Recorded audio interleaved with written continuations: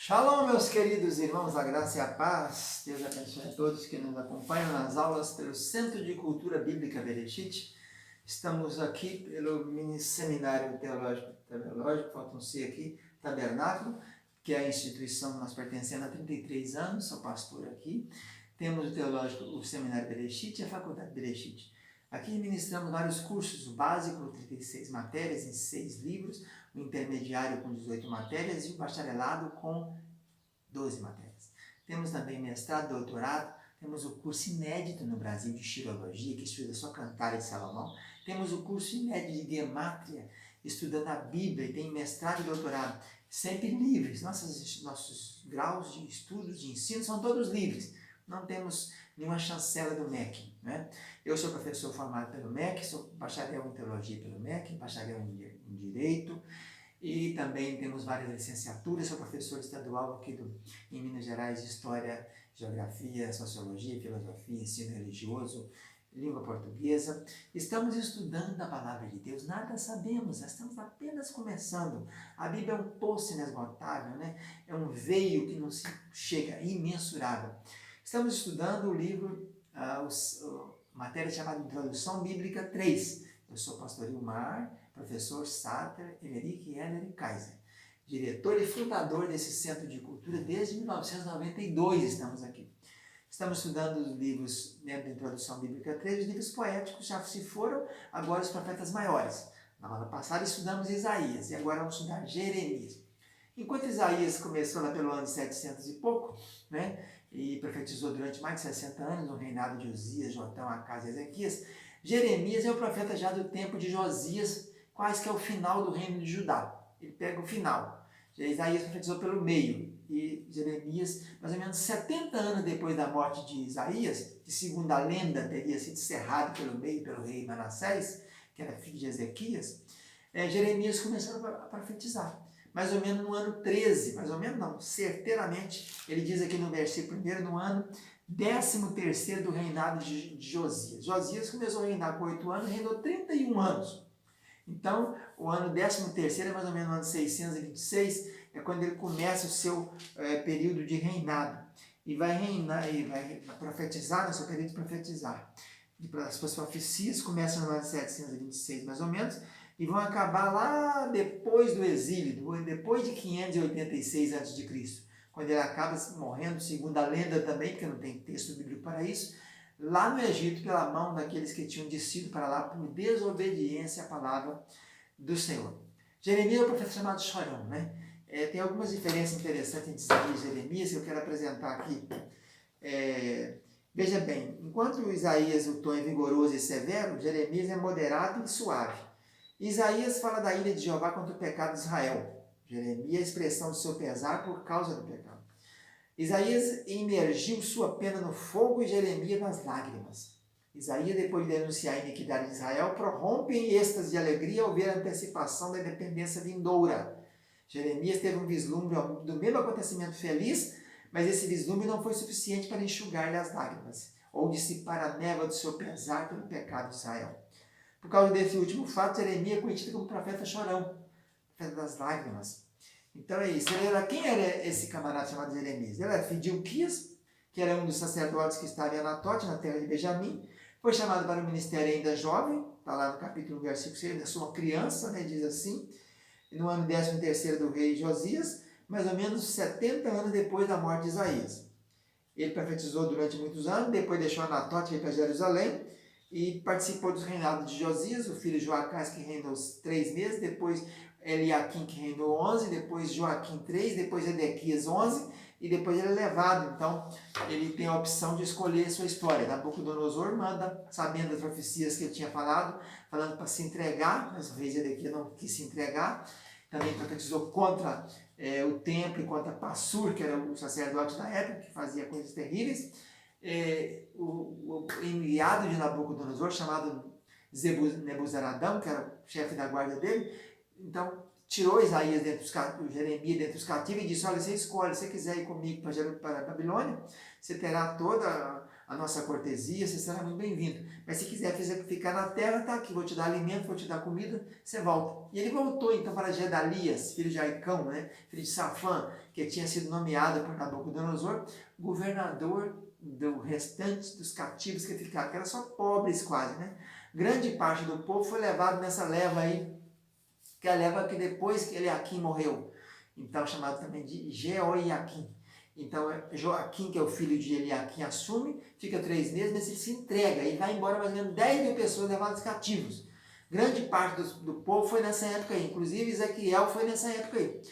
Enquanto que a primeira leva de cativos foi no ano de 605, nessa leva foi Daniel e os seus companheiros, né? Isael, Azarias, Ananias. No ano de 597, 98, é a leva do rei Joaquim, vai o rei, a mãe dele, Ebed-Meleque, vai toda a corte, os escribas, o eunuco, mais ou menos 10 pessoas, ferreiros, carpinteiros, e depois tem a última leva quando destrói Jerusalém. Aí quase que matou só, não teve ninguém sendo levado cativo não. Mataram-se quase todos, os que ficaram depois foram levados e matados por Nabucodonosor, que estava na cidade de Ribla. E aí fica então na terra, então fica ali para dirigir Gedalias, né, que foi nomeado e deixou uma guarnição da tropa babilônica por ali. Então levanta-se um tal de qual o nome dele, do sujeito? É hora que a gente esquece os nomes, né? A história nos diz então que esse camarada que ficou, ele se rebelou e veio cá e acabou matando, né? Vamos ver aqui, onde nós encontramos isso. Ebed-Meleque, tal, Judá.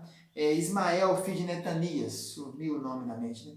Esse Ismael, filho de Netanias, assassinou o Gedalias, que havia sido nomeado governador por Nabucodonosor, e então pegou Jeremias e forçou o povo a descer. Mas depois teve um outro deles, Jonas, parece filho de Careá, que tomou o povo de Ismael, ele fugiu, e eles desceram para o Egito. Consultaram Jeremias perguntando se deveria descer ou não. Jeremias falou, não desce, que Nabucodonosor vai lá no Egito pegar vocês e vai atacar o Egito. Eles não creram e Jeremias foi levado à força, depois ele teria morrido por lá. Vamos ver então o pano de fundo da história de Jeremias, né?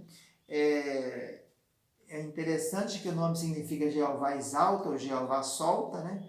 Ele é de Anatote, família sacerdotal de Uquias. Ele prevê então, Deus manda uma ordem para ele não se casar, ele não se casou, nem gerar descendentes, está lá em Jeremias 16. O fiel escritor, escriba dele era Baruque, esse tal de Baruque que escreveu aquele rolo que foi lido por Eliaquim e queimado lá na casa de inverno, né? Não acreditando naquelas palavras, Deus mandou escrever novamente. Ele foi chamado, então, foi contemporâneo de Sofonias, de Ezequiel, de Abacuque e talvez até de Obadias. O reino do norte havia sido subjugado e exilado 100 anos antes do chamado de Jeremias, lembrando que no ano 612 caiu Nínive, no ano 732 teve novamente mais uma queda, e depois no ano 7, Damasco caiu em 732, e Israel caiu no ano 722, pelo comando de Sargão II ou Salmanaser V. As profecias escritas de Jeremias são datadas do ano 605, o 4º ano de Joaquim, e vai até a sua descida para o Egito, né? Nessa época, as 3 maiores potências da época, a Síria, a Babilônia e o Egito, estavam perdendo força, enquanto a Babilônia estava crescendo. E, inclusive, o pai de Nabucodonosor, chamado Nabopolassar, no ano 612, derrubou Nínive, né? Que era a capital dos assírios. Então, Jerusalém ficava no meio da rota. Era preciso dominar Jerusalém, dominar o Império Judaico e norte, o Império chamado de Efraim, da Reino do Norte, para passar para ir para o Egito, né? Então, o livro de Jeremias é um livro apresentado em sessões extensas de prosa, tanto em forma de narração quanto de discurso, tem poesia também, e tem grandes assuntos interessantes, como a Casa do Oleiro, né, que é muito falada, a descida da Casa do Oleiro em Jeremias 18, a botija despedaçada de Jeremias 19, fala também dos funerais e banquetes comemorativos de Jeremias 16, pedra de argamassa e tal. Vamos ver agora a parte interna do livro, os conteúdos, né? Então, o conteúdo principal, o chamado e a comissão de Jeremias, depois a mensagem geral de repreensão a Judá, capítulo 2 até 25, as mensagens mais detalhadas de repreensão, de juízo e de restauração, do 26 ao 39, mensagem depois do cativeiro, do 40 ao 45, profecia referente às nações, 46 e 51, e o retrospecto cativeiro de Judá, que é o capítulo 52. Lembrando que 2 Reis 22 e 25 vai fornecer o pano de fundo histórico, né? Jeremias tem muita história.